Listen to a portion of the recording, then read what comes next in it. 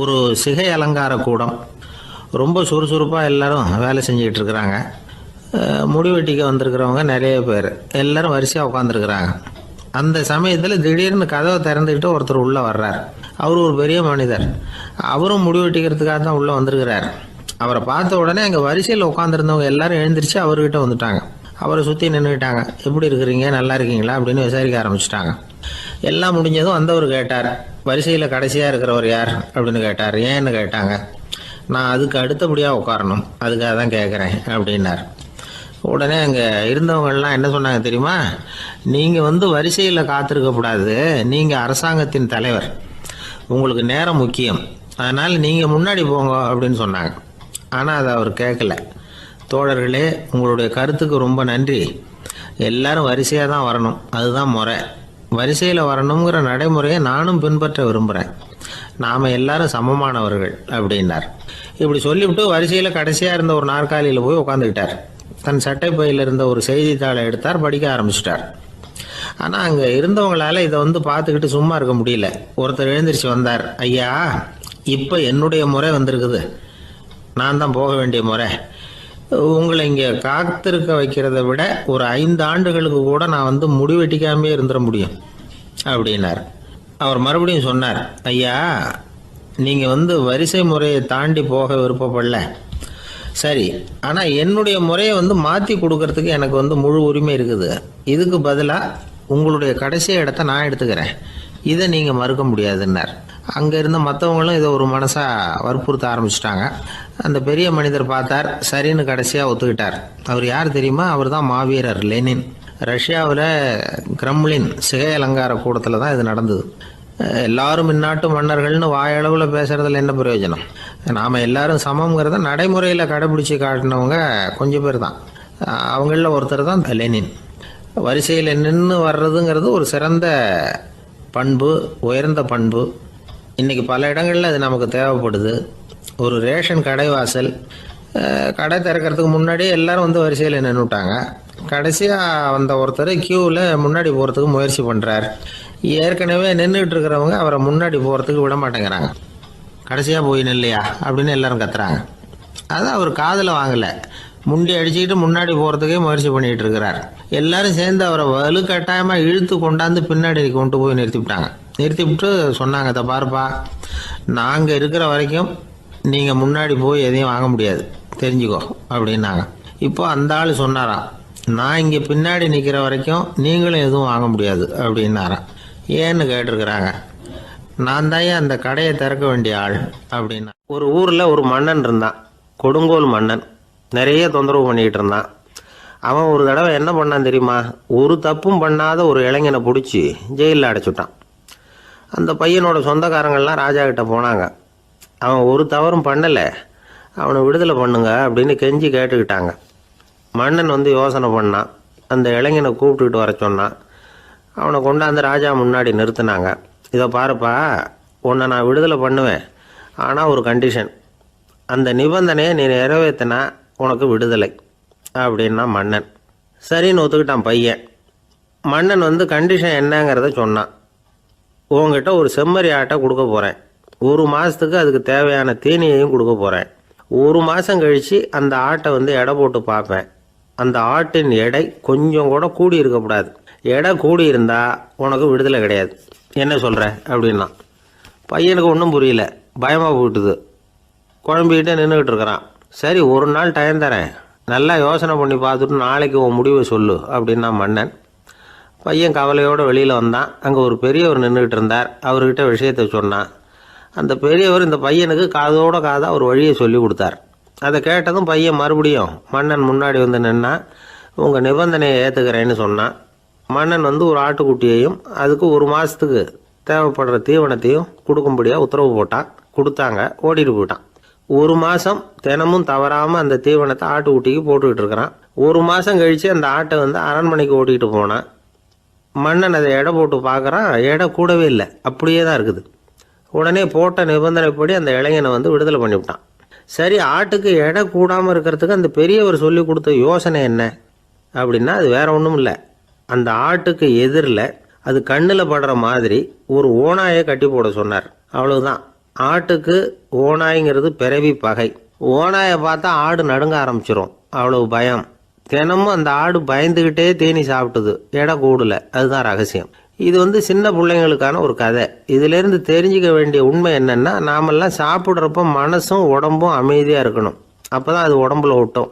அவசரத்துலேயும் பயத்துலையும் சாப்பிட்டா அது சரியா ஜீரணமாகாது. இன்னொரு ராஜா இருந்தார். அவரும் ஒரு இளைஞனை ஜெயிலில் அடைச்சி விட்டார். விடுதலை பண்ணணும்னா ஒரு கண்டிஷன்னார். என்னன்னு கேட்டான். ஒரு ஆட்டுக்குட்டியை அவன் முன்னாடி கொண்டாந்து நிறுத்துவேன், நீ அதுக்கிட்ட ஒரு கேள்வி கேட்கணும், அதுக்கு சரியான பதிலை சொல்லணும்.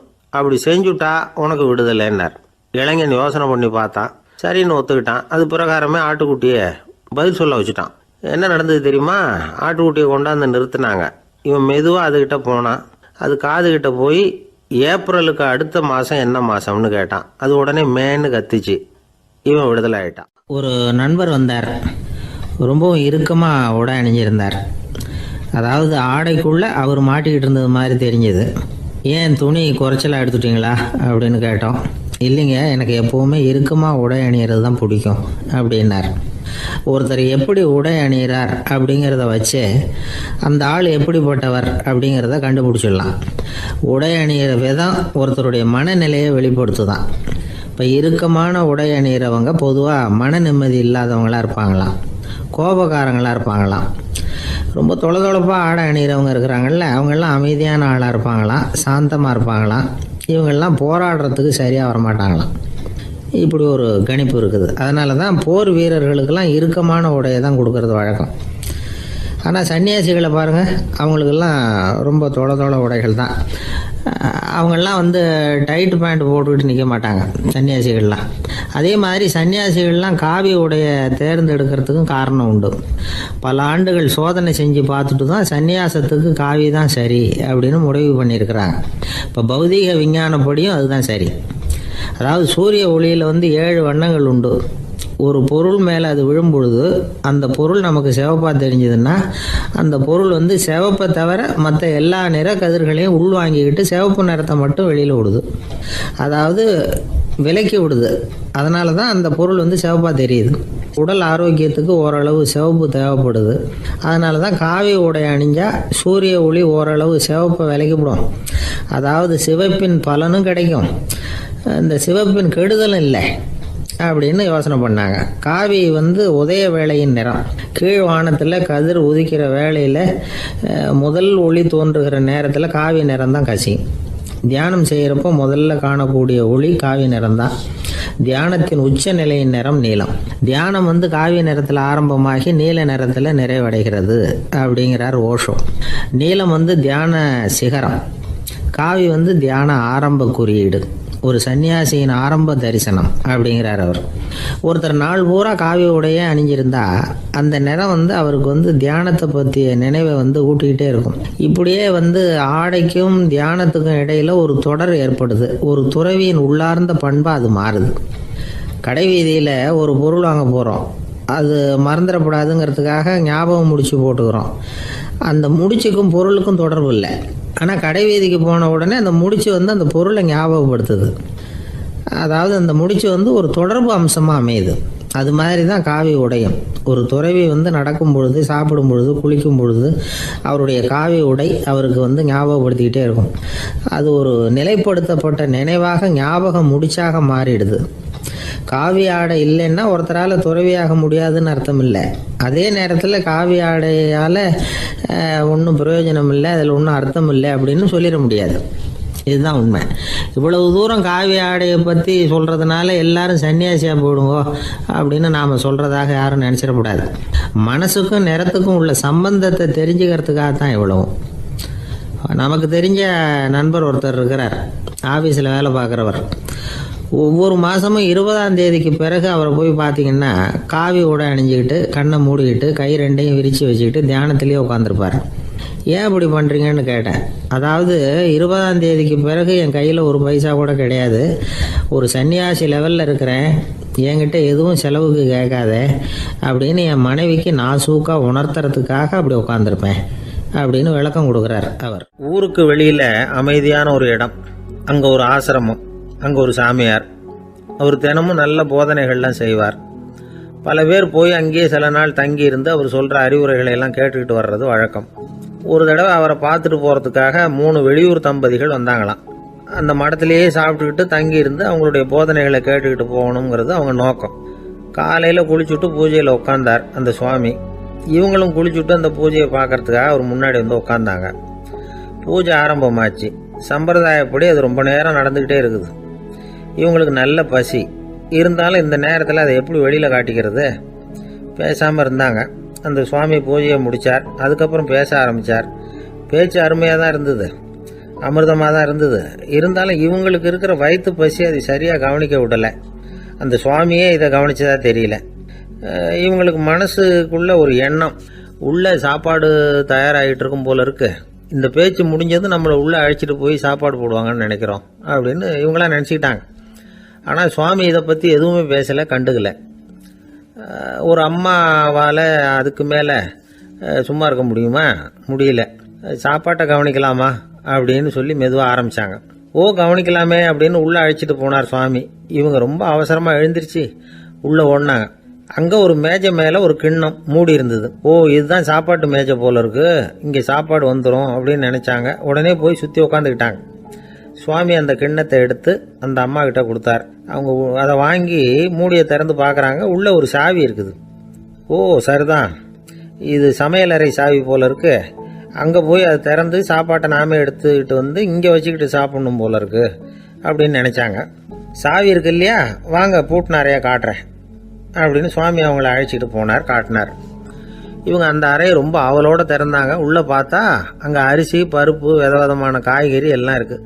சமையலுக்கு வேண்டிய மிளகாய், எண்ணெய், பால், தயிர், நெய் இப்படி எல்லாமே இருக்குது. அடுப்பு, விறகு, நெருப்பு போட்டி அது கூட அங்கே இருக்குது. சாப்பாடு தயாராக இருக்கும்னு நினச்சிக்கிட்டு போனால் இப்படி இருக்குதே அப்படின்னு சொல்லி அதை பார்த்ததும் ரொம்ப சோர்ந்து போட்டாங்க அவங்க. சுவாமி, என்ன இது சாப்பாடு இல்லையா அப்படின்னாங்க. அதுதான் சாப்பாட்டுக்கு வேண்டிய எல்லாம் இங்கே இருக்குதே. அடுப்பு மூட்டி நீங்கள் தான் அவங்கவுங்க ருசிக்கு தகுந்த மாதிரி சமைச்சிக்கணும். இந்த சன்னியாசிக்கு எப்படி சமைக்க தெரியும் அப்படின்னு கேட்டார் சுவாமி.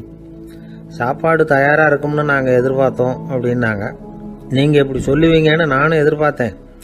இது வரைக்கும் நான் எவ்வளவோ தத்துவம்லாம் எடுத்து சொன்னேன். எல்லாத்தையும் விட இதுதான் அனுபவபூர்வமான தத்துவம். ஆண்டவன் நமக்கு நல்ல மனசை கொடுத்துருக்குறான், நல்ல வாய்ப்புகளையும் தந்திருக்கிறான், அதையெல்லாம் பயன்படுத்திக்கக்கூடிய மூளையையும் சிந்தனையையும் கொடுத்துருக்குறான். அதனால் அடுப்பை தான் நீங்கள் மூட்டணும். அடுப்பை நீங்கள் தான் மூட்டணும். உங்களுக்கு உகந்ததை நீங்கள் தான் சமைச்சு ருசித்து அனுபவிக்கணும். ஆண்டவனே அதை செஞ்சுக்கிட்டு இருக்க மாட்டான் அப்படின்னாராம் அந்த சுவாமி. நம்முடைய வாழ்க்கையில் பல நல்ல பலன்களை பெறறதுக்கு நாம் தான் முயற்சி பண்ணணும். அதுக்குரிய சூழ்நிலையை தான் ஆண்டவன் கொடுப்பானே தவிர அதை விளக்கறதுக்காக தான் அந்த சுவாமி அப்படி செஞ்சு காட்டியிருக்கிறார். இது ஒரு பெரியவர் இப்படி ஒரு விளக்கம் கொடுத்தார். அதுக்கப்புறம் அந்த 3 தம்பதிகளும் தெளிவடைஞ்சுட்டாங்களாம். நாம் தெளிவடைகிறது எப்போங்கிறது தான் தெரியல அப்படின்னு பல பேர் இதை கேட்டுட்டு சொல்லிட்டு இருக்கிறாங்க. இந்த கதையை நம்முடைய நண்பர் ஒருத்தர்கிட்ட சொன்னேன். அந்த நண்பர் ரொம்ப சந்தோஷப்பட்டார். நீங்கள் சொல்கிறது கரெக்டு சார், ஆனால் நான் அதை விட ஒரு படி மேலே சார். எனக்கெல்லாம் அரிசி, பருப்பு இருக்கிற ரூம் எதுன்னு கையை காட்டிட்டா போதும். உடனே கிண்ணத்துலேருந்து சாவியை எடுத்து கொடுக்கணுங்கிற அவசியம்லாம் இல்லை எனக்கு. அப்புறம் எப்படி ரூமை திறந்துருவீங்க அப்படின்னு கேட்டேன். பூட்டை உடைச்சி திறந்துருவேன், அதுதான் எனக்கு பழக்கம் அப்படிங்கிறார். வாழ்க்கையில் வெற்றி பெற என்ன வழி? இது ஒரு முக்கியமான கேள்வி. இதுக்கு எல்லாரும் பொதுவாக சொல்கிற ஒரு பதில், உழைச்சா வெற்றி பெறலாம் அப்படிங்கிறது தான். வாழ்க்கையில் வெற்றி பெற உழைப்பு மட்டும் இருந்தால் போதாது, நேர்மையும் வேணும் அப்படிங்கிறார் பால் ஹாஃப்மேன். இவர் யார் தெரியுமா? இவர் ஒரு பெரிய பொருளாதார நிபுணர். 2வது உலகப் போர் முடிஞ்ச சமயம் அப்போ இவர் அமெரிக்காவின் நிதி ஆலோசகராக இருந்தார். தன்னுடைய வாழ்க்கையில் நடந்த பழைய நிகழ்ச்சி ஒன்று அவர் சொன்னார். இளம் வயசில் படித்து முடித்ததும் அவர் வேலை தேடிக்கிட்டு இருந்தாராம். அப்போது ஒரு கால்நடை வைத்தியர்கிட்ட போய் வேலை கேட்டிருக்கார். இவர் அங்கே போன சமயத்தில் அந்த டாக்டர் தன்னுடைய பழைய கார் ஒன்றை விற்பனை செய்யறதுக்காக வேற ஒருத்தர்கிட்ட பேரம் பேசிக்கிட்டு இருந்தார். வாங்க வந்தவர் இவர்கிட்ட அந்த காரை பற்றின விவரம்லாம் கேட்டுக்கிட்டு இருந்தார். கார் நல்ல நிலைமையில் இருக்குமா அப்படிங்கிற கவலை அவருக்கு. எல்லா விவரங்களையும் கேட்டுக்கிட்டு அவர் கடைசியாக சொன்னார், டாக்டர், இந்த காரை நீங்களே என்னுடைய ஊருக்கு ஓட்டிகிட்டு வர வேண்டியது. கார் எந்த ரிப்பேரும் ஆகாமல் என்னுடைய ஊருக்கு சேர்ந்துட்டுதுன்னா அங்கேயே நான் பணம் கொடுத்து இந்த காரை வாங்கிக்கிறேன் அப்படின்னார். நம்ம கார் அவ்வளோ தூரத்துக்கு வழியில் எந்த கோளாறும் இல்லாமல் போய் சேருமா அப்படிங்கிற சந்தேகம் டாக்டருக்கு. அவர் என்ன செஞ்சார் தெரியுமா? தன்கிட்ட வேலை கேட்டு வந்திருந்த இளைஞர் பால் ஹாஃப்மேனை கூப்பிட்டார். அவர்கிட்ட சொன்னார், இதை பாருப்பா, இந்த காரை நீ அவருடைய ஊர் வரைக்கும் நல்லபடியாக ஓட்டிகிட்டு போய் சேர்த்துட்டீன்னா உனக்கு நான் வேலை கொடுத்து விட்றேன். அது மட்டும் இல்லை, காரு விற்கிற தொகையில் கமிஷனும் கொடுக்குறேன், என்ன சம்மதமா அப்படின்னு கேட்டார். ஹாஃப்மேன் யோசனை பண்ணார். அதுக்கப்புறம் சரின்னு சொல்லி சம்மதிச்சார். கொஞ்ச நேரத்தில் அவரும் கார் வாங்க வந்தவரும் புறப்பட்டாங்க. இவர் ரொம்ப சிரமப்பட்டு வழியில் எங்கேயும் நிறுத்தாமல் காரை ரொம்ப சாமர்த்தியமாக ஓட்டிகிட்டு போய் சேர்த்துட்டார். அவர் இவரை அழைச்சிக்கிட்டு வீட்டுக்குள்ளே போனார். அப்புறம் கேட்டார், இதை பார்ப்பா, இப்போ சொல்லு, இந்த காரோட நிலைமை இப்போ எப்படி இருக்குது? உண்மையிலேயே இது நல்ல நிலைமையில் இருக்குதா? உன்னுடைய மனசாட்சிப்படி பதில் சொல் அப்படின்னார். இவரும் உடனே காரு நல்ல நிலைமையில தான் இருக்குது அப்படின்னு சொல்கிறதுக்கு வாயை திறந்தார்.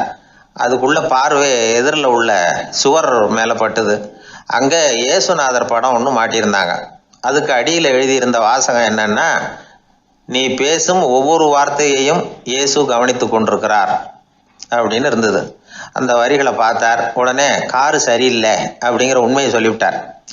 இவர் இப்படி சொன்னதும் அவர் இவரை ரொம்ப ஆச்சரியமாக பார்த்தார். இவர்கிட்ட இருந்த நேர்மை அவரை சிந்திக்க வச்சுது. உன்னுடைய நேர்மையை பாராட்டுறேன், உனக்கு கமிஷன் கிடைக்கணுங்கிறதுக்காகவே நான் இந்த காரை வாங்கிக்கிறேன்னார். இப்போ அவர் திகைச்சு போய் நின்னார். மறுபடியும் அவர் சொன்னார், நீ காரை ஓட்டிகிட்டு வரும்பொழுதே உன்னுடைய திறமையை பார்த்தேன், உனக்கு விருப்பம் இருந்தால் நீ என்கிட்டயே வேலைக்கு சேர்ந்துடலாம் அப்படின்னார். பால் ஹாஃப்மேன் அவர்கிட்ட வேலைக்கு சேர்ந்தார். படிப்படியாக முன்னேறினார். கடைசியில் பார்த்தீங்கன்னா அமெரிக்காவினுடைய நிதி ஆலோசகராக ஆனார். அதுக்கப்புறம் அவர் அந்த பழைய சம்பவத்தை எப்பவும் மறக்கிறதில்ல, அடிக்கடி சொல்கிறது உண்டு. அதனால் இதிலேருந்து நாம் தெரிஞ்சுக்க வேண்டியது என்னென்னா, வாழ்க்கையில் முன்னுக்கு வரணும்னா உழைப்பு மட்டும் போதாது, நேர்மையும் வேணும். ஆனால் இந்த காலத்தில் சிலருடைய நேர்மை நமக்கு ஆச்சரியமாக கூட இருக்கும். ஒருத்தர் புஸ்தக கடை வச்சுருந்தார். ரொம்ப நேரமாக தேடி ஒரு புத்தகத்தை கையில் எடுத்தார். அதுக்கு பில் போட சொன்னார். அந்த புத்தக கடைக்கு வந்த இன்னொருத்தர் பில் போடுறவர், சார் இந்த புத்தகம் மகா அறுவை, மகா மட்டம், இது வேணாம் உங்களுக்கு, வேற ஏதாவது ஒன்று பாருங்கன்னார். புத்தக கடை வச்சிருக்கிறவரே இப்படி சொன்னார். வாங்க வந்தவர் இவர் ஆச்சரியமாக பார்த்தார். உங்கள் நேர்மையை பாராட்டுறேன், அது சரி, இந்த புத்தகத்தை ஏற்கனவே நீங்கள் படித்து பார்த்துட்டீங்களான்னு கேட்டார். அதை படித்து வேற பார்க்கணுமான்னார். அப்புறம் எப்படி இது மகாமட்டம்னு சொல்கிறீங்க அப்படின்னார். அதை எழுதினவனே நான் தான் சார் அப்படின்னார் அவர். இது ஒரு விதமான நேர்மை, நேர்மையை ஒத்துக்கிறது. எப்படி இருந்தாலும் வாழ்க்கையில் உழைப்பும் நேர்மையும் உயர்வதற்கு வழிகள். உழைப்பை விட நேர்மை முக்கியம் அப்படிங்கிறத புரிந்து கொண்டால் வாழ்க்கையில் வெற்றி நிச்சயம். எல்லாமே நாற்காலிக்கு ஆசைப்படாதவர்கள் அப்படின்னு சொல்லிட முடியாது. ஏன்னா நிறைய பேர் நாற்காலிக்கு ஆசைப்படுறவங்கள நாம் பார்க்குறோம். உட்கார்றதுக்கு ஒரு நாற்காலி கிடைச்சிடாதா, அதோட ஒரு கால் உடஞ்சி முக்காலியாக இருந்தாலும் பரவாயில்ல, ஒரு மாதிரியாக அனுசரித்து உட்காந்துக்கலாம் அப்படின்னு அலையிறவங்க எத்தனை பேர்? இந்த காலத்தில் மட்டும்தான் அப்படின்னு இல்லை, அந்த காலத்துலேயும் இதே மாதிரி ஆசைகள் சபலங்கள் இருந்திருக்கும் போல இருக்குது. பரமசிவன் வசிஷ்டருக்கு ஒரு விசேஷமான ஆசனத்தை கொடுத்துருந்தாராம். சரி, அப்படி என்ன அதில் விசேஷம்னா, வசிஷ்டர் ஒரு குறிப்பிட்ட இடத்துக்கு போகணும்னு நினச்சி புறப்படுறாருன்னு வச்சுக்கோங்க. அவருக்கு முன்னாடியே இந்த ஆசனம் புறப்பட்டுரும். போய் ஒரு வசதியான இடமா பார்த்து இருந்துக்கும். வசிஷ்டர் போவார். அங்கே போனதும் எங்கே உட்காரலாம்ங்கிற இட பிரச்சனையெல்லாம் அவருக்கு ஏற்படுறதில்ல. அதுதான் இவருடைய இருக்கை அங்கே முன்னாடியே போய் காத்துக்கிட்டு இருக்குதே. நேராக போவார், அதில் உட்காந்துக்குவார். மற்ற முனிவர்கள்லாம் இதை பார்த்தாங்க. அவங்களுக்கு பொறாமையாக இருந்து தான் எல்லாரும் ஒரு இடத்துல கூடி இதை பற்றி பேசியிருக்கிறாங்க. என்ன இது, நாமளும் அவரை மாதிரி தானே இருக்கிறோம், இருந்தாலும் நமக்கும் அது மாதிரி ஒரு ஆசனம் கிடைக்கலையே அப்படின்னு யோசனை பண்ணியிருக்காங்க. சரி, நேராக பரமசிவன்கிட்டே போவோம், இதை பற்றி கேட்போம் அப்படின்னு நினச்சிக்கிட்டு போனாங்களாம். பரமசிவனை பார்த்துருக்குறாங்க. ஐயா, நாங்களும் முனிவர்கள் தானே, வசிஷ்டர் பண்ணுறது மாதிரி நாங்களும் உங்களை குறித்து கடும் தவம் பண்ணிக்கிட்டு தானே இருக்கிறோம். அப்படி இருக்கும்பொழுது அவருக்கு மட்டும் ஏன் இந்த விசேஷ சலுகை அப்படின்னு கேட்டிருக்காங்க. அதுக்கு பரமசிவன் சொன்னாராம், முனிவர்களே, உங்கள் கேள்விக்கு நான் பதில் சொல்கிறேன், ஆனால் அதுக்கு முன்னாடி நீங்கள் ஒரு காரியம் பண்ணணும்னாராம்.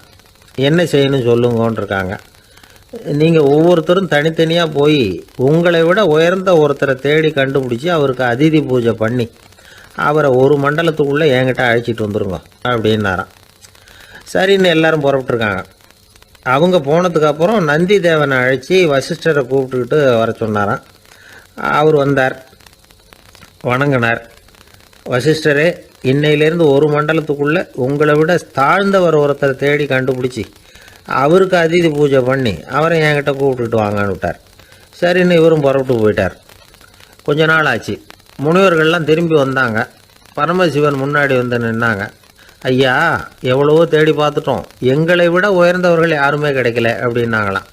வசிஷ்டரும் வந்து சேர்ந்தார். ஐயா, எவ்வளவோ தேடி பார்த்தேன், என்னை விட தாழ்ந்தவர் யாருமே கிடைக்கல அப்படின்னாராம். அவரே தொடர்ந்து சொன்னார், என்னுடைய மனைவி எனக்கு அடங்கினவ தானே, அவளுக்காவது அதிதி பூஜை பண்ணி அழைச்சிட்டு வந்துடலாமான்னு யோசித்து பார்த்தேன். என்னோட மனசு அதுக்கும் இடம் கொடுக்கல. ஏன்னா அவளோட பதி விரதத்துக்கு முன்னாடி நாம் ஏமாத்திரம் அப்படின்னு யோசித்து பார்த்தேன். அதனால் அந்த எண்ணத்தையும் கைவிட்டுட்டேன் அப்படின்னு ரொம்ப வருத்தத்தோடு சொன்னாராம். இதை கேட்ட உடனே மற்ற முனிவர்களுக்கு வெக்கமாக போச்சு. இந்த உலகத்தில் நம்மளை விட மேலானவங்க யாருமே இல்லைன்னு நாம் நினைச்சோம். வசிஷ்டரோ தன்னை விட தாழ்வானவங்க யாருமே இல்லைன்னு நினைக்கிறார். பரமசிவன் ஏன் அந்த ஆசனத்தை அவருக்கு மட்டும் கொடுத்தார் அப்படிங்கிற கேள்விக்கான பதில் அவங்களுக்கு கிடச்சிட்டு தான். இந்த காலத்தில் நாம் எப்படி நினைக்கிறோம்னா, எல்லாரும் நம்மளை விட மட்டமானவங்கன்னு நினைக்கிறோம். அதனால் நாம் மட்டும் நாற்காலியில் உட்காந்தா போதும் அப்படின்னு நினைக்கிறோம். ஏமாந்து போனவங்க சந்தர்ப்பம் பார்த்து காலை வாரி விட்டுறாங்க, கீழே விழுந்து காலை உடச்சிக்கிறோம். அதுதான் இன்றைக்கி நடக்கிறது. ஒரு அம்மா தன்னோட வீட்டுக்காரரை ஒரு மனோதத்துவ டாக்டர்கிட்ட அழைச்சிட்டு போனாங்களாம். என்ன ப்ராப்ளம்னு கேட்டிருக்காரு டாக்டர். எங்கள் வீட்டுக்காரரை அடிக்கடி நாற்காலியில் உட்காந்து காலை உடச்சிக்கிறார் அப்படின்னாங்களாம். அப்படின்னா அந்த நாற்காலியில் தான் ஏதோ கோளாறு அப்படின்னாரான் டாக்டர். அப்படி இருக்க முடியாது டாக்டர் அப்படின்னாங்களாம் அந்த அம்மா. அது எப்படி அவ்வளோ உறுதியாக சொல்கிறீங்கன்னு கேட்டிருக்காரு அந்த டாக்டர். எங்கள் வீட்டில் நாற்காலியே கிடையாது டாக்டர், இவர் இருக்கிறதா நினச்சிக்கிட்டு உட்கார்றார், அதுதான் ப்ராப்ளம். அளவுக்கு மிஞ்சினால் அமிர்தமும் நஞ்சு அப்படின்னு சொல்லுவாங்க. அது உண்மைதான். ஒருத்தருக்கு அளவுக்கு மீறிய புகழ் வந்துட்டுதுன்னு வச்சுங்க, அது கூட ஆபத்தாக போயிடுறது உண்டு. பழங்காலத்துல எல்லாம் கிரேக்க தேசத்தில் ஒரு பழக்கம் உண்டாம். அதாவது யாராவது ஒருத்தரை நாடு கடத்தணும்னா அதுக்கு ஒரு வழி உண்டு. அதாவது ஒருத்தரை நாடு கடத்தணும்னு மக்கள் விரும்புகிறாங்கன்னு வச்சுங்களேன், அவர் பேரை ஒரு மண்பாண்ட ஓட்டுச்சில்லில் எழுதி அதை ஒரு குறிப்பிட்ட பொது இடத்துல போட்டுற வேண்டியது, அவ்வளவுதான். இது மாதிரி பல பேர் போட்டுக்கிட்டே இருப்பாங்க. எல்லாம் அப்படியே குவிஞ்சு போயிடும். அந்த ஓட்டாஞ்சில்லு குவியலில் யாருடைய பேர் அதிகமாக இருக்குதோ அந்த நபரை ஒரு 10 ஆண்டுகள் நாடு கடத்தி விடுவாங்க. இது அந்த ஊர் வழக்கமாக. ஒரு நாள் அந்த குவியலுக்கு பக்கத்தில் ஒரு ஆள் நின்றுக்கிட்டு இருக்கிறான். அவன் கையில் ஒரு ஓட்டாஞ்சில்லு வச்சிருக்கிறான். அதில் யாரோட பேரையோ எழுதணும், எழுதி அந்த இடத்துல போடணுங்கிறது அவன் ஆசை. ஆனால் அவன் படிக்காதவன், அதனால் எழுத தெரியல. யாராவது அந்த வழியாக வர்றாங்களான்னு பார்த்துக்கிட்டே நின்றுக்கிட்டு இருந்தான். ஒரு பெரியவர் வந்துக்கிட்டு இருந்தார். அவர்கிட்ட ஓடினான். கையில் இருந்த மண்பாண்ட சில்லை கொடுத்தான். ஐயா, இதில் ஒரு பேர் எழுதி கொடுங்களேன்னா. அந்த பெரியவர் அதை வாங்கி கையில் வச்சுக்கிட்டு, என்ன பேர் எழுதணும் சொல்லு அப்படின்னா. இவன் சொன்னான், அரிஸ்டைடிஸ் அப்படின்னு எழுதுங்க அப்படின்னா. இதை கேட்டதும் அந்த பெரியவருக்கு அதிர்ச்சி. ஏன்னா அவர் தான் அரிஸ்டைடிஸ், தத்துவ மேதை அரிஸ்டைடிஸ் அவர். இருந்தாலும் நான் தான் அதுங்கிறத காட்டிக்காம அந்த ஆளுகிட்ட கேட்டார். அது சரிப்பா, அரிஸ்டைடிஸ்ங்கிற பேரை எழுத சொல்ற, அவர் உனக்கு என்ன கெடுதல் பண்ணார், அவர் பேரை இதில் எழுத சொல்றியே அப்படின்னு கேட்டிருக்கார். அதுக்கு இவன் சொன்னானா, அவர் எனக்கு எந்த கெடுதலும் பண்ணலை, அவரை நான் பார்த்தது கூட இல்லை அப்படின்ட்டுருக்கான். அப்புறம் எதுக்காக அவரை நாடு கடத்தணும்னு நீ ஆசைப்படுற அப்படின்னு கேட்டிருக்கார். இப்போ அந்த ஆள் சொல்கிறான், அரிஸ்டைடஸை பற்றி எல்லாரும் பேசுகிறாங்க, அவர் ரொம்ப நல்லவர், அவர் ஒரு பெரிய அறிவாளிங்கிறாங்க, அவர் ஒரு பெரிய வள்ளல் பேரறிஞர், இப்படி எல்லாரும் சொல்கிறத கேட்டு கேட்டு எனக்கு ரொம்ப அழுத்து போயிட்டுது, அதனால தான் வெறுப்பாயிட்டேன் அப்படின்னு நானும். இதிலேருந்து என்ன தெரியுது, நாம் நல்லவனாக இருக்கிறதுல ஒன்றும் இடைஞ்சல் இல்லை. ஆனால் நம்மளை நல்லவன் நல்லவன் எல்லாரும் சொல்ல ஆரம்பிச்சிட்டாங்கன்னு வச்சுக்கோங்க, அப்போ இடைஞ்சல் ஆரம்பம்னு அர்த்தம். எதுவுமே அளவுக்கு மிஞ்சி போகாமல் பார்த்துக்க வேண்டியது ரொம்ப அவசியம். அளவுக்கு அதிகமாக ஆசைப்படாதவங்களில் ஆப்ரஹாம் லிங்கனும் ஒருத்தரான். அவர் ஒரு தடவை தன்னுடைய நண்பர்கள்கிட்ட பேசிக்கிட்டு இருந்தாராம். ஒருத்தர் கேட்டிருக்கார், ஒரு மனுஷனுக்கு கால்கள் எவ்வளோ உயரம் இருக்கணும் அப்படின்னு கேட்டாராம். இதுக்கு ஆப்ரஹாம் லிங்கன் சொன்னாராம், அது என்ன இடுப்புலேருந்து தரையை தொடுற அளவுக்கு உயரம் இருந்தால் போதும் அப்படின்னாராம். என்னுடைய நண்பர் ஒருத்தர், அவருக்கு ஜாதகத்தில் நம்பிக்கை உண்டு, அவரே ஜோசியம்லாம் பார்ப்பார். என்ன சார் இந்த காலத்தில் இதையெல்லாம் நம்பிக்கிட்டு இருக்கீங்களே அப்படின்னு கேட்டால், உங்களுக்கு ஒன்றும் தெரியாது சார், இந்த உலகத்தில் ஒவ்வொருத்தரும் அவங்கவங்க செய்கிற நல்லது கெட்டதுக்கு தகுந்த பலனை அனுபவிச்சே தீரணும் பார். அது மட்டும் இல்லை, ஒருத்தர் செத்துட்டா கூட அவன் செஞ்ச பாவ புண்ணியங்கள் கூடவே போய்கிட்டு இருக்கும் பார். அது எப்படி கூட போவோம் அப்படின்னு குதர்க்கமாக கேட்டால் அதுக்கு அவர் ஒரு கதை சொன்னார்.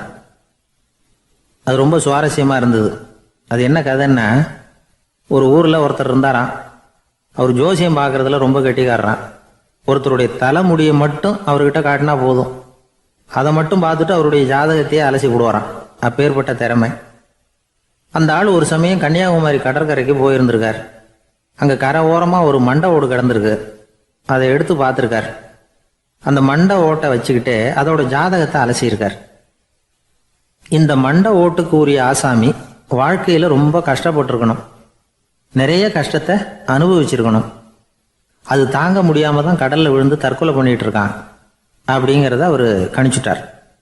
இருந்தாலும் இந்த மண்டை ஓடு இன்னமும் அனுபவிக்க வேண்டியது பாக்கி இருக்கு அப்படிங்கிறத அவர் உணர்ந்தாராம். அது சரி, ஒருத்தன் உயிரோடு இருக்கிற வரைக்கும் நல்லது கெட்டதை அனுபவிக்க முடியும், செத்ததுக்கு அப்புறமும் பாக்கி இருக்குன்னா அதை எப்படி அனுபவிக்கிறது? இந்த மண்டை ஓட்டுக்கு இன்னும் கொஞ்சம் பாக்கி இருக்குங்கிறது அவருக்கு புரிஞ்சதே தவிர அதோட அர்த்தம் என்னங்கிறது சரியாக விளங்கலை. சரி, இதை இன்னும் கொஞ்சம் விவரமாக ஆராய்ச்சி பண்ணுவோம் அப்படின்னு நினச்சிக்கிட்டு அதை தன்னுடைய வீட்டுக்கு எடுத்துகிட்டு போயிட்டார். அந்த மண்டை ஓட்டை ஒரு பெட்டியில் வச்சு பூட்டினார். தன்னுடைய தனி அறையில் அதை பத்திரமா வச்சுக்கிட்டார். தினமும் ராத்திரி ஆனதும் தன்னுடைய மனைவியை பார்த்து, நீ போய் பூஜை அறையில் தனியாக படுத்துக்க அப்படின்னு சொல்லிவிட்டு தினம் ராத்திரி 12 மணிக்கு பெட்டியை திறந்து அவர் பார்ப்பார். மண்டை ஓடு அப்படியே இருந்ததே தவிர இன்னும் கொஞ்சம் பாக்கி இருக்குங்கிறதுக்கு அர்த்தம் அவருக்கு விளங்கலை. அந்த மண்டை ஓட்டுக்கு இன்னும் என்ன பாக்கி இருக்க போகுது? எப்படியோ ஒரு 10 நாள் போச்சு. அந்த வீட்டம்மாவுக்கு சந்தேகம் வந்துட்டுது. நம்ம வீட்டுக்காரரு நம்மளை தனியாக ஏன் தூங்க சொல்கிறார் அப்படிங்கிற சந்தேகம். உடனே பக்கத்து வீட்டு அம்மா கிட்ட விஷயத்தை சொல்லியிருக்கிறாங்க. அந்த அம்மா உடனே, நீ கவலைப்படாத, நான் கண்டுபிடிச்சி சொல்கிறேன் அப்படின்னு சொல்லிவிட்டாங்களாம். அன்னைக்கு ராத்திரியே ஜன்னல் வழியாக எட்டி பார்த்துருக்குறாங்க. இந்த ஆள் மண்டை ஓட்டை கையில் வச்சுக்கிட்டு அது திருப்பி திருப்பி பார்த்துக்கிட்டு இருக்கிறான். அதை பார்த்துட்டாங்க. மறுநாள் காலையில் அவரோட மனைவியை பார்த்தாங்க. ஏம்மா, உன் வீட்டுக்காரருக்கு நீ முதல் மனைவியா 2வது மனைவியா அப்படின்னு கேட்டாங்களாம். எனக்கு தெரிஞ்ச வரைக்கும் நான் ஒருத்தி தான் அவருடைய மனைவி அப்படின்னாங்களாம் அவங்க. அப்படி இல்லை, நீ அவருக்கு 2வது மனைவி. முதல் மனைவியின் மண்டை ஓட்டை தான் அவர் தினமும் ராத்திரியில் எடுத்து பார்த்துக்கிட்டு இருக்கிறார் அப்படின்னாங்க அடுத்து விட்டம்மா.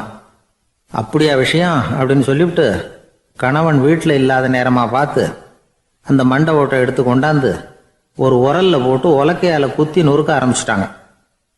வெளியில் போயிருந்த அந்த ஆள் அப்போ தான் உள்ளே நுழைஞ்சார். மண்டை ஓடு உலக்கை கிட்ட குத்து வாங்கிக்கிட்டு இருக்கு. அது அனுபவிக்க வேண்டியது இன்னும் கொஞ்சம் பாக்கி இருக்குங்கிறதுக்கு அர்த்தம் எனக்கு இப்போ தான் புரிஞ்சுது அப்படின்னாராம் அவர். இந்த கதையிலேருந்து நாம் இன்னொரு நீதியையும் புரிஞ்சுக்கணும். அதாவது நம்ம வீட்டை பற்றி நமக்கு புரியாததெல்லாம் அடுத்த வீட்டு. ஒரு ஊரில் ஒரு ராஜா இருந்தார். பெரிய அரண்மனையில் தான் இருக்கிறார். எல்லா வசதியும் இருந்தது. இருந்தாலும் அவர் எல்லாரும் சொல்கிறது எப்படி தெரியுமா, பிச்சைக்கார ராஜா. அப்படி ஒரு பேர் அவருக்கு நிலைச்சி போச்சு. ஜனங்களும் சரி, மற்ற தேசங்களில் உள்ளவங்களும் சரி, அவர் அந்த பேர் சொல்லியே குறிப்பிடுறது வழக்கமாக போட்டுது. இது அவருக்கு ரொம்ப கவலையாக போச்சு. என்ன இது, நம்மளை தேடி வர்றவங்களுக்கெல்லாம் நாம் சோறு போடுறோம், நம்ம புகழ்ந்து பாடல் ஏற்றி கொண்டு வர்ற புலவர்களுக்கெல்லாம் அவங்க எப்படி வந்தாலும் ஒருவேளை சோறு போடணுங்கிறது உத்தரவு. இவ்வளவுலாம் செஞ்சும் நம்மளை போய் பிச்சைக்கார ராஜான்னு எல்லாரும் சொல்கிறாங்களே, அது ஏன், எதுக்காக இப்படி சொல்கிறாங்க? இதுதான் ராஜாவுக்கு குழப்பம். சரி, இதை பற்றி நம்ம அமைச்சர்கள் கிட்ட கேட்கலாமா அப்படின்னு யோசனை பண்ணார். இந்த விஷயத்தை போய் அவங்ககிட்ட எப்படி கேட்கறதுன்னு அவருக்கு தயக்கமாக இருந்தது. கௌரவ குறைச்சலாக தெரிஞ்சுது அவருக்கு. சரி, சாதாரண குடிமக்கள்கிட்ட இதை பற்றி கேட்கலாமா அப்படின்னு யோசனை பண்ணார்.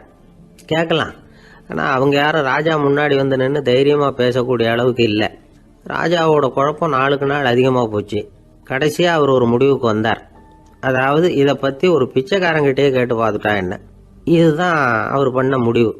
உடனே மாறு வேஷம் போட்டுக்கிட்டு நகர்வலம் போனார். ஒரு பிச்சைக்காரனை கண்டுபிடிச்சார். இதை பாருப்பா, நம்ம ராஜாவை எல்லாரும் பிச்சைக்கார ராஜான்னே சொல்கிறாங்களே, அதுக்கு என்ன காரணமாக இருக்கும் அப்படின்னு கேட்டார்.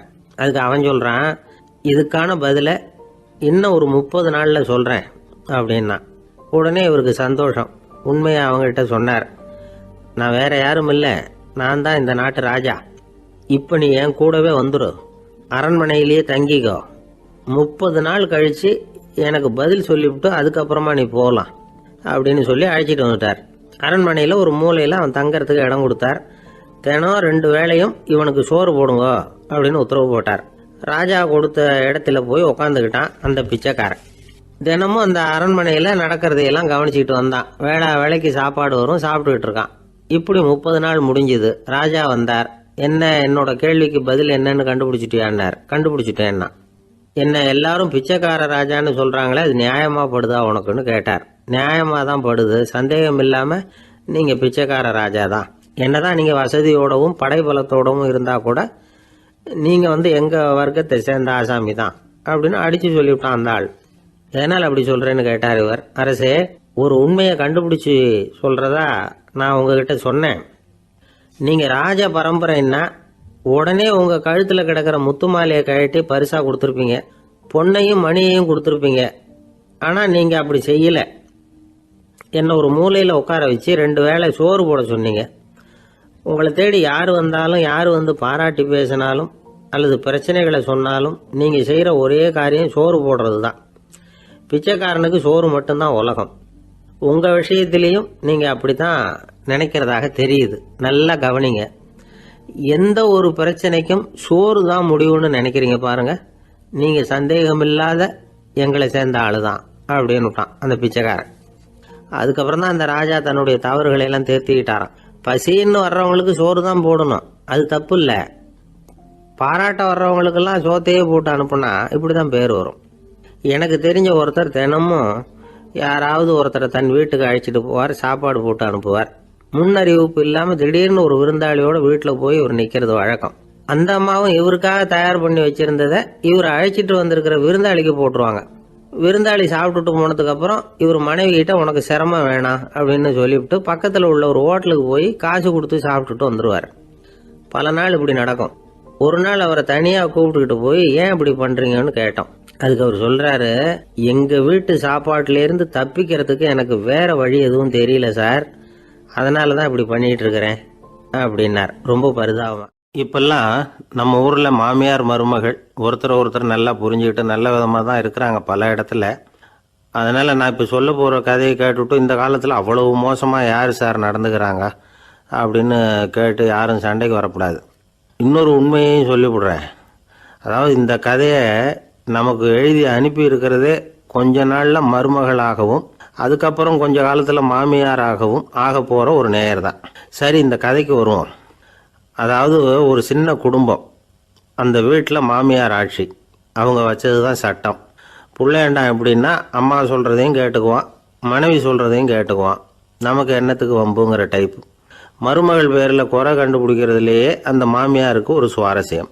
சின்ன சின்ன விஷயத்துல எல்லாம் குத்தம் கண்டுபிடிச்சிக்கிட்டே இருக்கிறாங்க. பொதுவாக எல்லாரும் எப்படின்னா ஏதாவது ஒரு காரணத்துக்காக சண்டை போட்டுக்கிட்டு இருப்பாங்க. அந்த அம்மா எப்படின்னா ஏதாவது ஒரு சண்டையை போடுறதுக்காக காரணத்தை தேடிக்கிட்டு இருப்பாங்க. அப்படி ஒரு மனசு. அந்த மருமக பொண்ணு பாவம் பயந்து பயந்து ஒவ்வொரு காரியமும் செஞ்சுக்கிட்டு வந்தது. இப்படியே பல வருஷம் ஓடி போட்டுது. அந்த மாமியாருக்கும் ரொம்ப வயசாயிட்டுது. இருந்தாலும் அந்த பழைய சுபாவம் மட்டும் மாறவே இல்லை. திடீர்னு ஒரு நாள் பக்கவாதம் வந்து அந்த அம்மாவுக்கு ஒரு பக்கம் கை கால் இழுத்துக்கிட்டுது. வாய் சுத்தமாக பேச முடியாமல் போயிட்டுது. சத்தம் மட்டும் வரும்.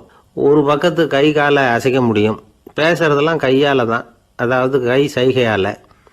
இப்படிப்பட்ட நிலைமையில கூட அந்த பொண்ணு தண்ணியோ பாலோ இவங்க எதிரில் கொண்டாந்து வச்சா அதை வேணும்னே தட்டி விட்டுட்டு ஒம்பு வளர்க்கறது. அதுக்கப்புறம் அந்த பொண்ணு தரையை சுத்தப்படுத்தும்ல, அதை பார்த்து ரசிக்கிறது. இருந்தாலும் அந்த பொண்ணு இதையெல்லாம் பெருசுப்படுத்தாமல் ரொம்ப பொறுமையாக தான் இருந்தது. ஒரு நாள் வீட்டில் வச்சுருந்த பாலை பூனை குடிச்சிட்டு போயிட்டுது. வயசான காலத்தில் இந்த அம்மா பால் இல்லாமல் கஷ்டப்படுவாங்களே அப்படின்னு நினச்சி பக்கத்து வீட்டில் போய் கொஞ்சம் பால் வாங்கிட்டு காய்ச்சி மாமியார் முன்னாடி கொண்டாந்து வச்சுது அந்த பொண்ணு. வழக்கம் போல் அந்த அம்மா பாலை தட்டி விட்டுட்டாங்க. இதை அந்த மருமக பொண்ணு கவனிச்சுட்டுது. இவ்வளவு நாள் பொறுமையாக இருந்த இந்த மருமகளுக்கு இன்னைக்கு இதை பார்த்து தான் அசாத்திய கோபம் வந்துட்டுது. கதவுக்கு பக்கத்தில் சாத்தி வச்சிருந்த உலக்கையை எடுத்து மாமியார் தலையில் போட, அது குறி தவறி கழுத்தில் பட, அந்த அம்மா கழுத்தை பிடிச்சிக்கிட்டு ஊன்னு கத்த, இந்த பொண்ணு ஒன்றும் அலட்டிக்காமல் உலக்கையை எடுத்து மறுபடியும் கதவு பக்கம் சாத்தி வச்சுட்டு அது பாட்டுக்கு நடந்து போயிட்டுது. இருந்தாலும் மனசுக்குள்ளே லேசாக ஒரு பயம். கணவன் வீட்டுக்கு வந்ததும் என்ன விஷயம்னு கேட்டால் எப்படி சமாளிக்கிறது. அன்னைக்குன்னு பார்த்து ரொம்ப நேரம் கழித்து வீடு வந்து சேர்ந்தான் கணவன். உடனே அந்த அம்மா புகார் பண்ண ஆரம்பிச்சுட்டுது. பேச்சு தான் வராத, அதனால் ஒரு பக்கத்து கையால் சைகை காட்டுது. கதவுக்கு பக்கத்தில் இருந்த உலக்க பக்கமாக கையை நீட்டி காட்டி அப்படியே அந்த கையை தன் கழுத்துக்கு பின்பக்கமாக சுற்றி காட்டி நாக்கை வெளியில் நீட்டி நடந்த விஷயத்தை புரிய வைக்கிறதுக்கு முயற்சி பண்ணுது. இவனுக்கு ஒன்றும் புரியல. என்ன சொல்கிறாங்க அம்மா அப்படின்னு மனைவிகிட்ட கேட்குறான். அதுக்கு அந்த பொண்ணு ரொம்ப புத்திசாலித்தனமா, என்னங்க உங்கள் அம்மா சொல்கிறது உங்களுக்கு இன்னும் புரியலையா? அவங்க உங்களை பார்த்து என்ன சொல்கிறாங்கன்னா, ஏன்டா உலக்க மாதிரி நிற்கிற, சாக போகிற எனக்கு சங்கிலி எதுக்கு, என் கழுத்தில் கிடக்கிற இந்த சங்கிலியை கழட்டி என் மருமக கழுத்தில் போடுறா அப்படின்னு சொல்கிறாங்க அப்படின்னு தான். ஓ அப்படியா விஷயம்னு சொல்லி அம்மா கழுத்தில் இருந்த சங்கிலியை எடுத்து மனைவி கழுத்தில் போட்டுட்டு, அம்மா உன் விருப்பப்படியே போட்டாச்சு, இனிமேலாவது நிம்மதியாக படுத்து தூங்கு அப்படின்னு சொல்லிவிட்டு உள்ளே போயிட்டான். பார்த்தீங்களா கதையை? அதனால தான் மாமியார்கள் சைகை காட்டுறதுன்னா கூட இனிமேல் ஜாக்கிரதையாக இருக்கணும். 2 பேர் சுவாரஸ்யமாக பேசிக்கிட்டு இருக்கிறப்போ குறுக்க புகுந்து தொந்தரவு பண்ணுறதுக்குன்னே சில பேர் இருப்பாங்க. அது ரொம்ப இடைஞ்சலாக இருக்கும். இதே மாதிரி மின்காந்தம் கூட குறுக்க புகுந்து தொந்தரவு பண்ணும். கடைசியில் அது ஒரு பெரிய இடைஞ்சலில் கொண்டாந்து விட்டுரும். சில வீடுகளில் கேபிள் கனெக்ஷன் இல்லாமல் சில தனியார் டிவி காட்சிகள் தெரியும். அதுக்கு என்ன காரணம்னா இந்த மின்காந்த குறுக்கீடு தான் காரணம். இதைத்தான் சுருக்கமாக இஎம்ஐ அப்படின்னு சொல்கிறாங்க. அதாவது எலக்ட்ரோ மேக்னெட்டிக் இன்டர்ஃபியரன்ஸ். இது ஏற்படக்கூடிய இடங்கள் எது எதுன்னு எடுத்துக்கிட்டால் அது ஒரு பெரிய பட்டியலாகவே போயிடும்.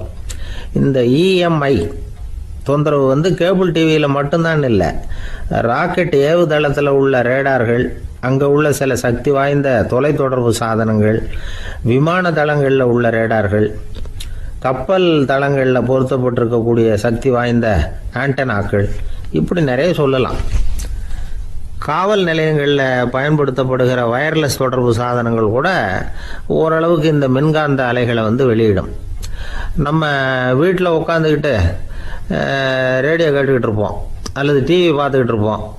அந்த சமயத்தில் பக்கத்து தெருவில் ஒரு மோட்டார் சைக்கிள் அல்லது காரு, குறிப்பாக பெட்ரோல் இன்ஜின், அது போகிறப்போ அதில் உள்ள மின்கலத்தில் அதாவது மேக்னட்டோ பேட்டரியிலிருந்து வெளிப்படுகிற மின்காந்த அலை இங்கே டிவியிலையும் ரேடியோவிலையும் கரகரப்பு உண்டு பண்ணும். சரி, இது பெருசாக என்ன இடைஞ்சலை உண்டு பண்ணிட போகுது அப்படின்னு நாம் அலட்சியமாக நினைக்கலாம். வயசானவங்களுக்கு மறதி நோயின்னு ஒன்று வரும்ல, அல்ஷமீர், அதாவது மூளையில் உள்ள செல்கள் செயலிழந்து போயிடுறது. அது செய்ய வேண்டிய வேலையை மறந்துடும். மனைவியே எதிரில் நின்னா கூட உன்னை எங்கேயோ பார்த்தது மாதிரி தெரியுதே அப்படின்னு சொல்லிட்டு இருப்பாங்க. அப்படி ஒரு மறதி. இந்த விசித்திரமான நோய்க்கு இதுவரைக்கும் மருந்தே இல்லைன்னு வேற சொல்கிறாங்க.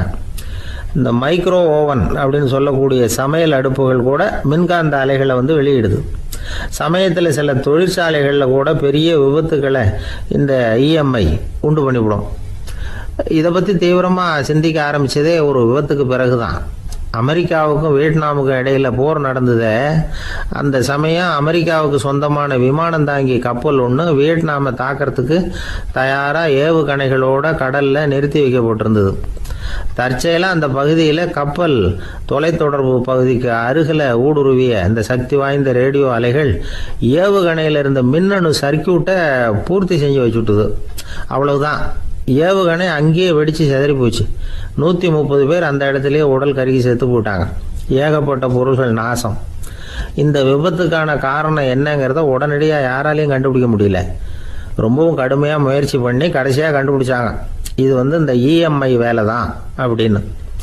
மின்னணு தொலைபேசிகள் இருக்கு. இதில் பேசும்பொழுது நம்ம காதை அதாவது செவியை ஊடுருவக்கூடிய மின்காந்த அலையானது மூளைக்கு போய் அங்கே மூளை கட்டிகளை உருவாக்க ஊக்கம் கொடுக்குது அப்படின்னு வேற கண்டுபிடிச்சிருக்கிறாங்க. இந்த இஎம்ஐ ரொம்ப குறைஞ்ச மின்காந்த அழுத்தத்தில் நமக்கு எந்த பாதிப்பையும் ஏற்படுத்துறதில்லை. மின்காந்த அலைகள் அழுத்தத்தோடு இருக்கிற இடங்களில் ரொம்ப நேரம் இருந்தோம்னா நம்ம உடம்பின் வெப்பநிலை 2 டிகிரி செல்சியஸ் வரைக்கும் அதிகரிக்குதாம். அதனால் வெப்பநிலையை சீராக்கிறதுக்கு இதய துடிப்பும் அதிகரிக்குது. இப்படிலாம் கண்டுபிடிச்சிருக்கிறாங்க. இப்போல்லாம் இந்த மின்காந்த குறுக்கீடுகளை தடுக்கிறது எப்படி அப்படின்னு விஞ்ஞானிகள் யோசனை செய்ய ஆரம்பிச்சிருக்கிறாங்க. இந்த விஷயத்தில் அலட்சியமாக இருந்தோம்னா எதிர்காலத்தில் நிறைய பேருக்கு இந்த ஞாபக மறதி நோய் வந்துடும். அப்புறம் அது ரொம்ப கஷ்டமாக போயிடும். ஒரு குடும்ப தலைவர் தன் மனைவியை பார்த்து, யார் நீ, உன்னை எங்கேயோ பார்த்தது மாதிரி இருக்குதே அப்படின்னு சொல்லிக்கிட்டு இருந்தார். உடனடியாக அவரை போய் பார்த்தேன். வாங்க டாக்டர்கிட்ட போகலாம் அப்படின்னேன். அவர் என்னை தனியாக அழைச்சிட்டு போய் காதோட காதாக மெதுவாக சொல்கிறார், இந்த பாருப்பா, என் கையில் பணம் இல்லாத போகலாம், அப்படி மறதி நோய் வந்துட்டது மாதிரி நடிச்சுக்கிட்டு இருப்பேன், அவ்வளவுதான், அதை நீ கண்டுக்காத அப்படின்னார். ஒரு பெரிய பியானோ கலைஞர் வியன்னாவில் இருந்தார். ரொம்ப புகழ்பெற்ற இசை கலைஞர் அவர். இங்கிலாந்து மகாராணி விக்டோரியா அவருடைய சங்கீதத்தை கேட்கணும்னு ஆசைப்பட்டாங்க. அவரை அரண்மனைக்கு கூப்பிட்டாங்களாம். பியானோ வாசிக்க சொல்லி கேட்டாங்களாம்.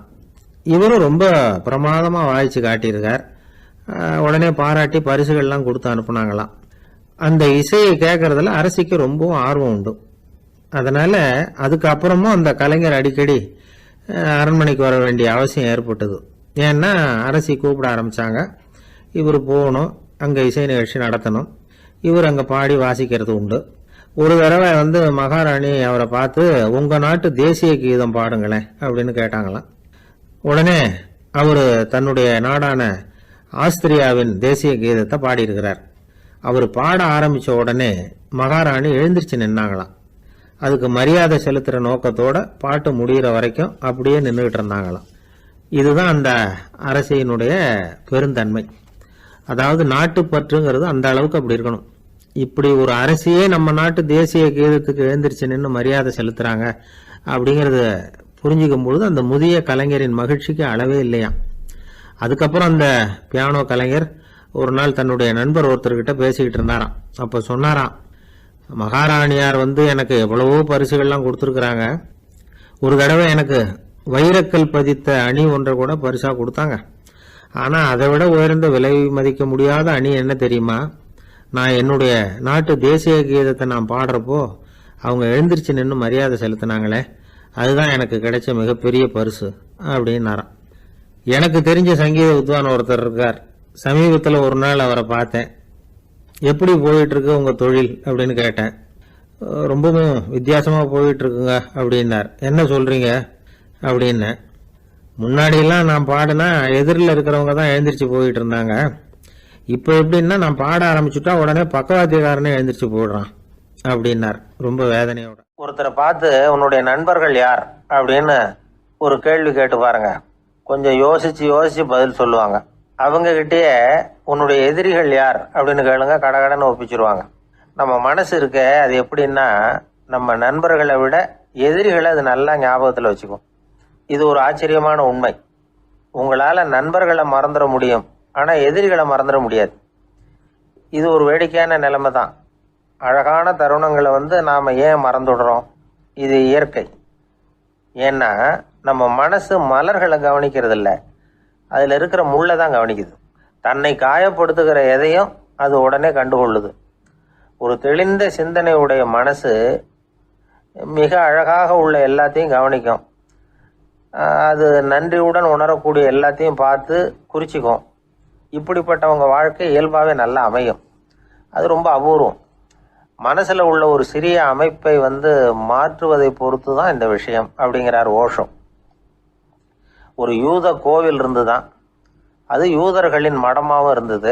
அங்கே ஒரு தலைமை குரு, அவர் ரொம்ப கண்டிப்பானவர். அந்த கோவிலை ஒட்டி ஒரு தோட்டம். ஒரு நாள் காலையில் அந்த தோட்டத்தில் 2 இளம் யூதர்கள் நடந்து போய்கிட்டு இருக்கிறாங்க. காலையில் 1 மணி நேரம், மாலையில் 1 மணி நேரம் அவங்க அந்த தோட்டத்தில் நடக்கிறதுக்கு அனுமதி உண்டு. மற்ற நேரங்களில் அவங்க மத புத்தகங்களை படிக்கணும், பிற விதிமுறைகளை கடைபிடிக்கணும். அந்த 2 பேருமே தொடர்ந்து புகைப்பிடிக்கிற பழக்கம் உள்ளவங்க. ஆனால் கோவில் மடத்தில் இருக்கிறப்போ அவங்க புகைப்பிடிக்க முடியாது, அது கடுமையான குற்றம். சரி, நாம் தோட்டத்தில் இருக்கிறப்போவாவது புகைப்பிடிக்கலாமா அப்படின்னு ஒரு ஆசை அவங்க 2 பேருக்குமே. இருந்தாலும் பயம். இப்படி கேட்டால் மத குரு என்ன சொல்லுவாரோ அல்லது என்ன செய்வாரோங்கிற பயம். இப்படியே கொஞ்ச நாள் ஆச்சு. ஒரு நாள் இந்த 2 பேரில் ஒருத்தன் ரொம்ப கலங்கி போய் அந்த கோவிலில் இருந்து வெளியில் வந்துக்கிட்டு இருந்தான். வந்தவன் நேராக தோட்டத்து பக்கம் போனான். அங்கே இன்னொருத்தன் ஆனந்தமாக புகை பிடிச்சிக்கிட்டு இருக்கிறான். அதை பார்த்து தான் இவனுக்கு அதிர்ச்சி. அட கடவுளே, என்ன இது, நீ கேட்காமலே ஆரம்பிச்சிட்டியா அப்படின்னா. இல்லை நான் கேட்டுவிட்டு தான் ஆரம்பிச்சிருக்கேன்னா அவன். அப்படியா, என்ன மனுஷன் இவர், நானும் தான் கேட்டேன், என்னை கண்ணாமுன்னான்னு திட்டி விட்டார், இது என்ன கோவிலா இல்லை நரகமா? உனக்கு புகை பிடிக்கணும்னு ஆசையாக இருந்தால் நரகத்துக்கு போகணும்னு சொல்லிவிட்டார். அது சரி, உன்னை மட்டும் எப்படி அனுமதிச்சார் அப்படின்னு கேட்டான் இவன். அவன் சிரிச்சுக்கிட்டே, நீ எப்படி கேட்ட சொல்லு அப்படின்னா, நாம் இந்த தோட்டத்துக்கு வர அனுமதிக்கப்பட்டிருக்கிறதே ஜபத்துக்காகத்தானே, அதனால் நான் ஜபம் சொல்லும் பொழுது புகை பிடிக்கலாமா அப்படின்னு கேட்டேன். அதுக்கு தான் அவர் சத்தம் போட்டு என்னை அடிக்கவே வந்துட்டார் அப்படின்னா இவன். நீ ஒரு மாதிரியாக கேட்டிருக்க, நான் வேற மாதிரியாக கேட்டிருக்கிறேன். ஜெபம் சொல்லும்போது புகை பிடிக்கலாமான்னு நீ கேட்டிருக்க. ஐயா, புகை பிடிக்கும் பொழுது ஜெபிக்கலாமா அப்படின்னு நான் கேட்டேன். அதில் தப்பு ஒன்றும் இல்லை அப்படின்னு பதில் சொல்லிட்டார் அப்படின்னா. ஒரு சிறிய மாற்றம்தான் அது மிகப்பெரிய மாறுதலை ஏற்படுத்தி விட்டது. மனசு நல்ல விதமாக சிந்திக்க ஆரம்பிச்சுட்டுதுன்னா மகிழ்ச்சிக்கு பஞ்சம் இல்லை. ஒரு கஞ்சன் ஆற்றுல விழுந்துட்டான். வெள்ளத்தில் தத்தளிச்சுக்கிட்டு இருக்கிறான். கரையில் நின்ன ஒருத்தர், உன் கையை கொண்டா இப்படி பிடிச்சி இழுத்து கரையில் சேர்த்து விடுறேன்னார். எதையும் கொடுத்து பழக்கம் இல்லாத அவன் கையையும் கொடுக்க மாட்டேன்னுட்டான். இவர் பார்த்தார். உன் கையை கொடுன்னு சொல்கிறதுக்கு பதிலாக நான் என் கையை கொடுக்குறேன் பிடிச்சிக்கோ அப்படின்னார். அவன் கப்புன்னு பிடிச்சிக்கிட்டான், இழுத்து கரையில் போட்டார். ஒரு பூங்கா, அங்கே ஒருத்தர் நின்றுட்டு இருக்கிறார். நின்றுக்கிட்டே ஏதோ ஆழ்ந்த யோசனையில் இருக்கிறார். அந்த பக்கமாக இன்னொருத்தர் வந்தார். இவரை கவனிச்சார். என்ன யோசனைன்னு கேட்டார். எப்படி எழுந்திருக்கிறதுன்னு யோசனை பண்ணிகிட்டு இருக்கிறேன்னார் அவர். கேட்டவருக்கு ஒரு மாதிரி ஆயிட்டுது. ஏற்கனவே நின்றுக்கிட்டு இருக்கிற ஒருத்தர் எப்படி எழுந்திரிச்சு நிற்கிறதுன்னு யோசிக்கிறாருன்னா அது ஆச்சரியம் தானே. அதுக்கப்புறம் இவர் யோசிக்க ஆரம்பித்தார். என்ன இவர் இப்படி பேசுகிறாரு அப்படின்னு. கீழே விழுந்தால் தானே எழுந்திரிச்சு நிற்க முடியும். அதனால் எழுந்திரிக்கணும்னு நினைக்கிறவங்க முதல்ல கீழே விழணும்.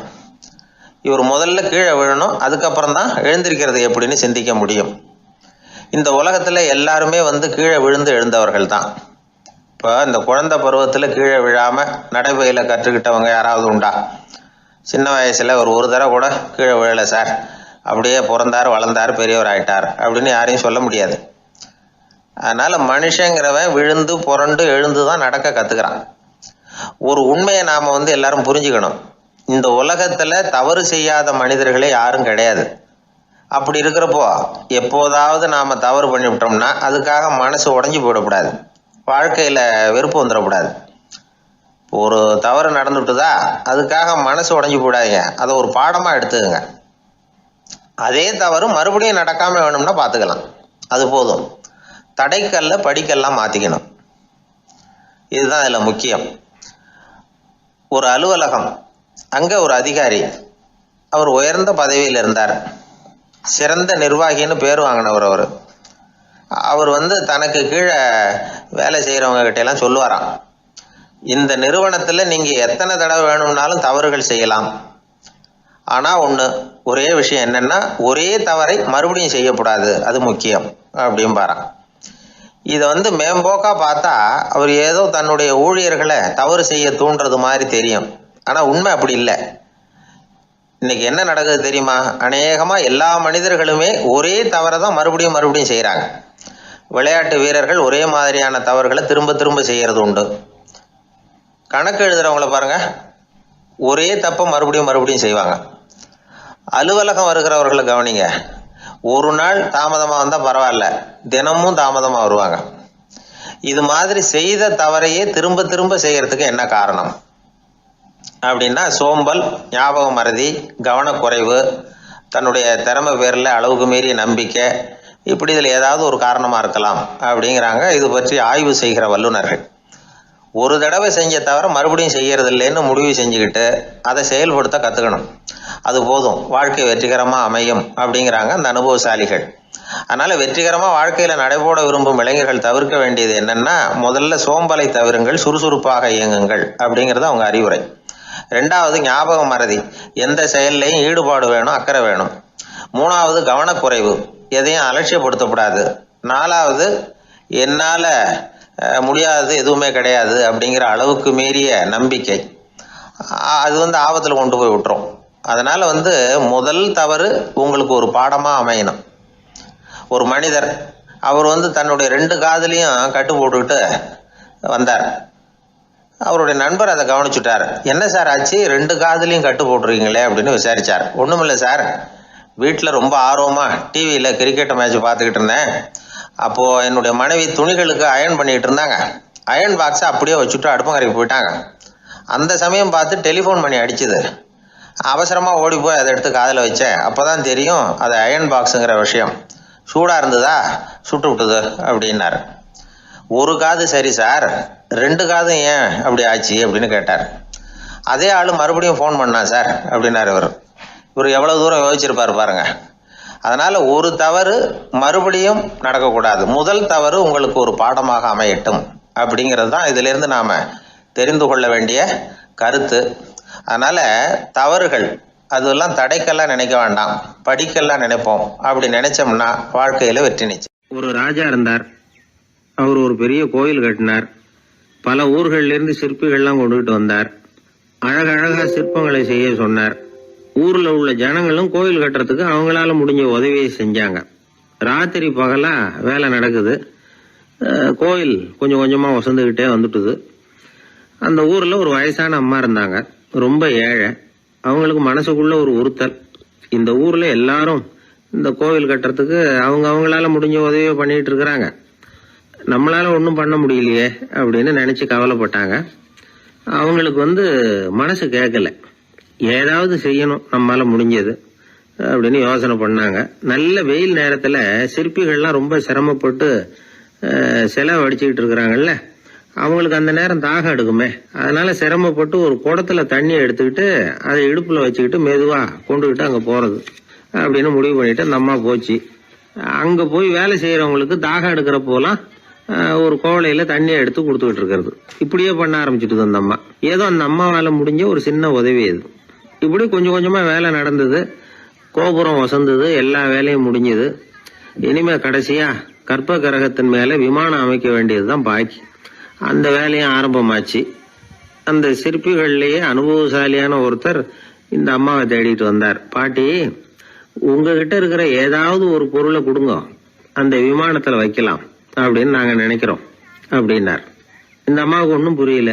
ஏதாவது இருந்தாவில கொடுக்கலாம், எதுவும் இல்லையே, என்ன பண்றது யோசனை பண்ணாங்க. இத பாருப்பா, என்கிட்ட என்ன இருக்கு, இந்த வாசப்படியில கிடக்குது, இந்த கல்லு தான் இருக்குது, வேணும்னா இதை எடுத்துட்டு போங்க அப்படின்னாங்க. உடனே அந்த கல்லை பேத்து எடுத்துட்டு போயிட்டாங்க அவங்க. அங்க போய் பார்த்தா என்ன ஆச்சரியம், அந்த விமானத்து உச்சியில கலசங்களை அமைக்கிறதுக்கான பிரம்ம எந்திரத்தை மூடுற கருங்கல் ஒண்ணு தேவையா இருந்தது. இவங்க எடுத்துட்டு போன கல்லு அதுக்கு ரொம்ப பொருத்தமா அமைஞ்சு போச்சு. ஏதோ அதுக்காகவே அளவெடுத்து செஞ்சது மாதிரி அமைஞ்சுட்டுது. அந்த கல்லையே அங்க அப்படியே பதிச்சுட்டாங்க. ஒரு வழியா கோவிலை கட்டி முடிச்சாங்க. அடுத்தது கும்பாபிஷேகம். அதுவும் ரொம்ப சிறப்பா கோலாகலமா நடந்து முடிஞ்சது. இவ்வளவையும் பார்த்த அந்த ராஜாவுக்கு மனசுக்குள்ள ரொம்ப பெருமையா இருந்தது. இவ்வளவு பெருசா இந்த கோவில் உருவாகிறதுக்கும் இவ்வளவு சிறப்பா இந்த விழா நடக்கிறதுக்கும் நாம தானே காரணம் அப்படின்னு மனசுக்குள்ள நினைச்சுக்கிட்டார். இப்படி நினைச்சுக்கிட்டே அன்னைக்கு ராத்திரி அரண்மனையில படுத்து தூங்கினார். உடனே ஒரு கனவு. ஆண்டவனே அந்த ராஜாவோட கனவுல வந்தார். ராஜா ஆண்டவனை வணங்கினார். இறைவா, உங்களுக்காக நான் கட்டி இருக்கிற கோவில் எப்படி இருக்குது, நல்லா இருக்குதா அப்படின்னு கேட்டார் ராஜா. அதுக்கு இறைவன் சொன்ன பதில் என்ன தெரியுமா, நீ கட்டின கோவில்ல அந்த கிழவியோட நிழல்ல நான் சுகமா இருக்கிறேன் அப்படின்னாராம். இப்படி சொல்லிவிட்டு கடவுள் மறைஞ்சுட்டார். கனவு கலைஞ்சது. ராஜா விசாரிச்சார், யார் அந்த கிழவி அப்படின்னு. எல்லாரும் விவரத்தை சொன்னாங்க. அப்பதான் ராஜா நினைச்சு பார்த்தார், இந்த கோவிலை நானே கட்டினதாக ரொம்ப பெருமைப்பட்டுக்கிட்டேன். ஆனா அந்த வயசான அம்மா வீட்டு வாசல்ல கிடந்த கல்லு அது இறைவனுக்கு சுகமான நிழல் கொடுக்கறதாக சொல்றாரு அப்படிங்கறத எண்ணி பார்த்தார். நான்கிற எண்ணம் நழுவி போயிட்டுதான். கோபுரம் எவ்வளவு பெருசுங்கிறது முக்கியம் இல்ல, குணம் எவ்வளவு பெருசுங்கிறது தான் முக்கியம். அந்த வயசான அம்மா நம்ம நாட்டுல வாழறது தான் நமக்கு உண்மையான பெருமை அப்படின்னு நினைச்சாராம் ராஜா. இந்த காலத்திலயும் ஒரு ஊர்ல ஒரு கோவில் கட்டினாங்க. எல்லா ஜனங்களும் அவங்களால முடிஞ்சதை செஞ்சாங்க. நம்மால் ஒருத்தன் அந்த திருப்பணி குழு தலைவரை போய் பார்த்தான். நான் ஏதாவது ஒத்துழைக்கணுமா ஐயா அப்படின்னு ரொம்ப பணிவா கேட்டான். திருப்பணி குழு தலைவர் சொன்னார், இத பாருப்பா, இந்த கோவில் கட்டி முடிக்கிற வரைக்கும் உன்னுடைய ஒத்துழைப்பு எதுவும் தேவையில்லை. கட்டி முடிச்சு கும்பாபிஷேகம் ஆனதுக்கு அப்புறம் தான் உன்னுடைய ஒத்துழைப்பு ரொம்ப அவசியம்.